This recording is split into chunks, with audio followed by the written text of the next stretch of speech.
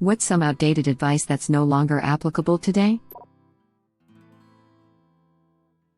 Only use the internet after 6 because it's free then.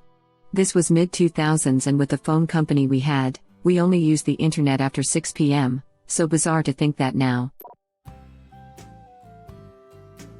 My grandma told me to find out where a restaurant is, look up their phone number in the yellow pages and call to ask for directions. As someone who has worked as a restaurant hostess before, the amount of people that actually ask for directions is honestly astonishing. There were also a lot of people that asked for the address. You'd be surprised how many places still don't have a web presence that includes address and opening hours. A current menu with prices would be wonderful, too. And a way to get a confirmed reservation without talking to someone.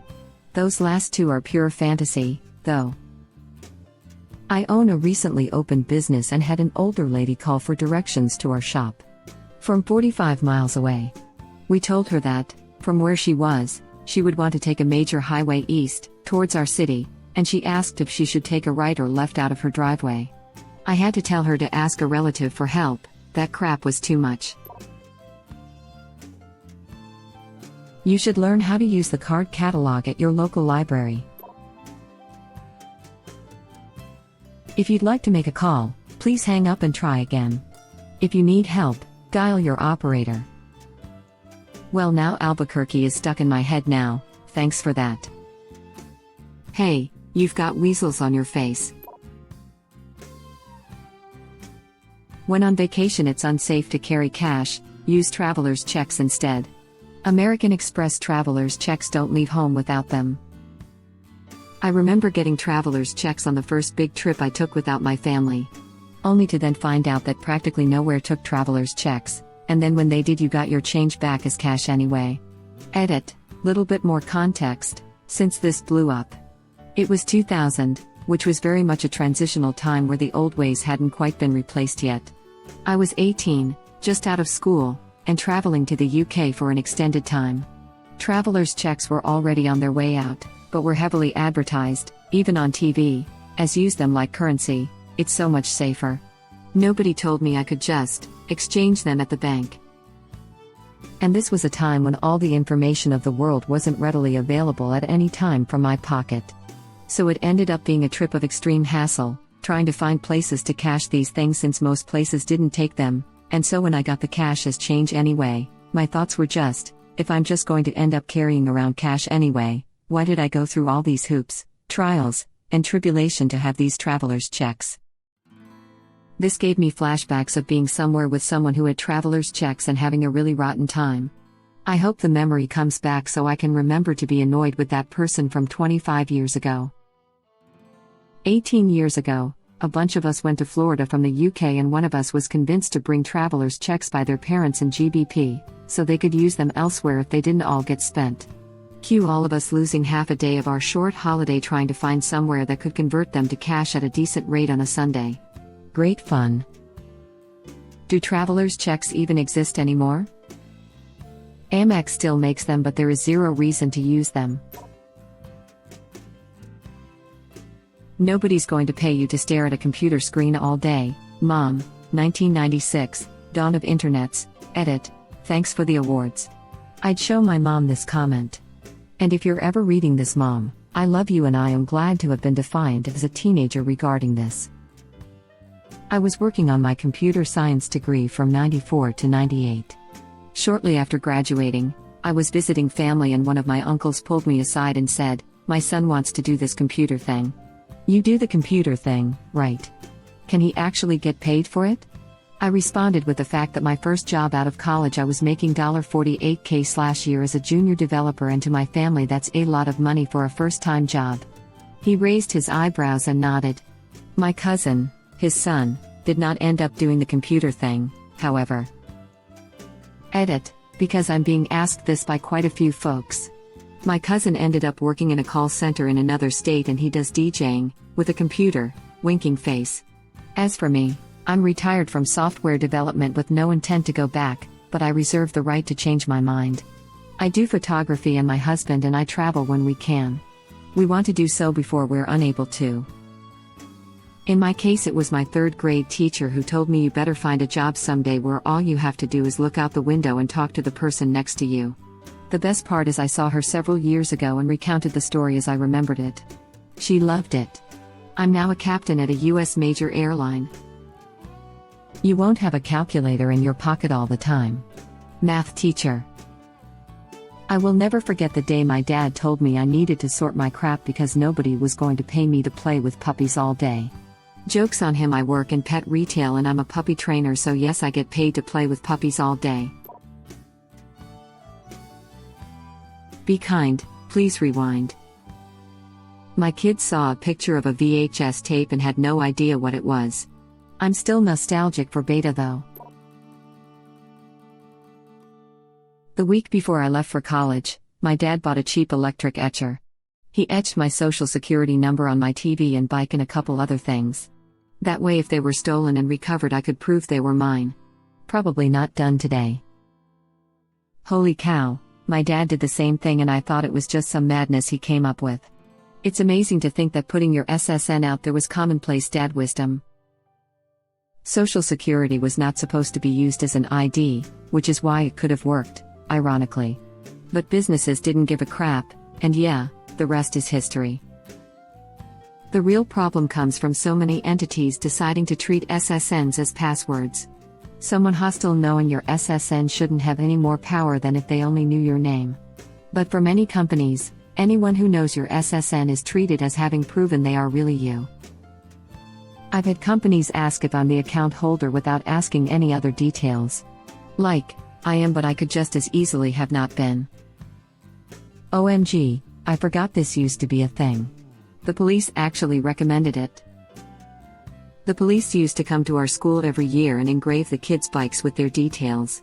Edit, I meant the kids' details for when the bike inevitably got stolen and dumped in a ditch somewhere it could be returned, LOL. In Australia, the police ran a program for bikes like this.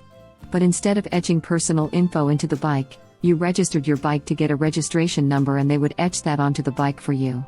Seems like a much better system. The military did this on ID cards until around a decade ago. They finally figured out that service members losing their ID cards with their social security number on it wasn't good. In the original Boy Scouts handbook, if I recall, in order to deal with a suicidal person who threw themselves onto train tracks was to jump on top of them and restrain their extremities within the confines of the rails and allow the train to simply pass over them.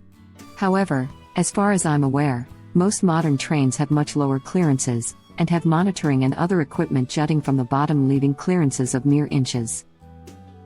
How effing common was suicide by train that it needed to be in the goddamned Boy Scout handbook? Probably about as common as finding yourself in quicksand. And I know how to survive that. Sorry if this is insensitive, but if someone is trying to kill themselves by train and a train is coming, I'll do what I can to get them off the tracks, but I will not wrestle with someone between two tracks where there's arm cutters coming by every 1/8 of a second. Let that person carry out whatever they want to carry out. No, you're absolutely right. I work in EMS and the top and first priority on scene is scene safety. You don't put yourself at unjustifiable risk to try and save someone else. Now people will take risks if they can justify it, obviously. If there was a car on fire with a kid trapped inside, you're damn sure most people are going to do what they can to get that kid out before it dies. But with someone threatening suicide on a train line or a bridge, it's so easy to lose control and hurt yourself, or him or her.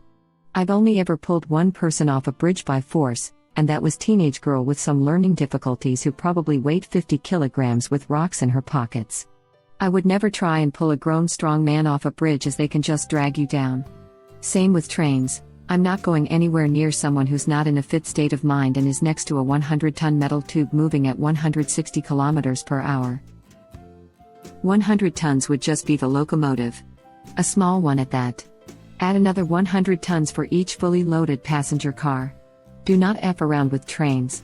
Edit to add, those of you complaining that I was understating the locomotive weight, if you read the second line I explicitly state that's a small locomotive like what you'd find in an industrial setting.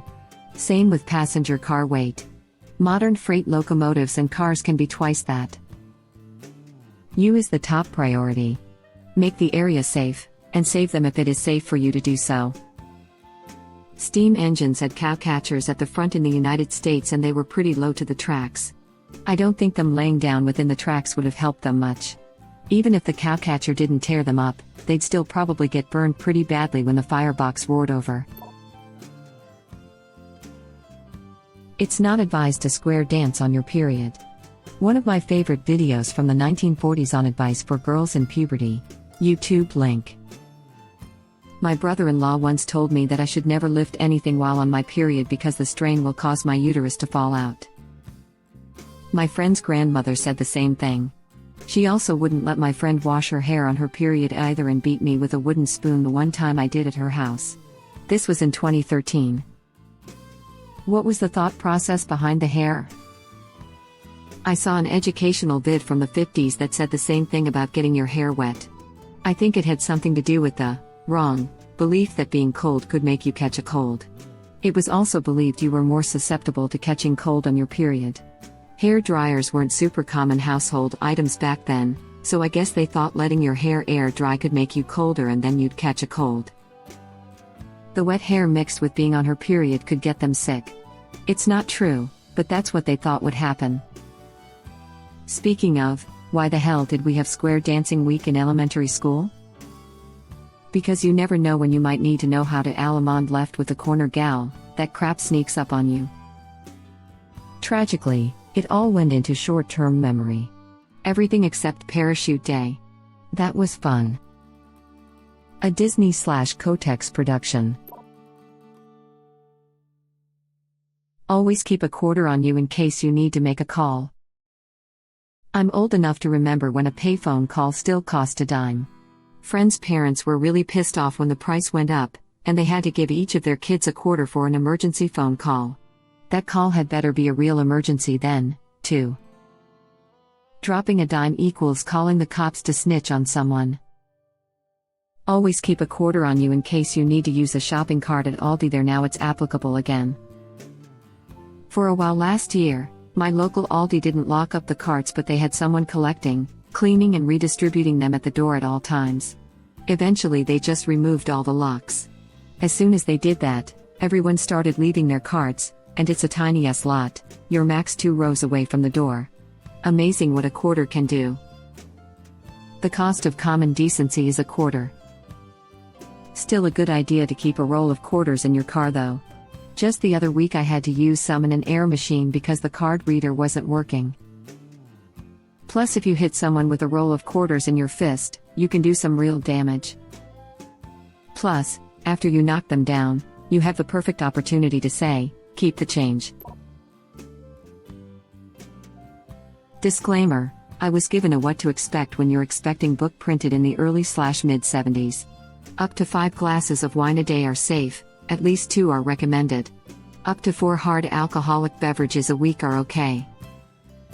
Snowsuits in car seats to keep babies warm in the car.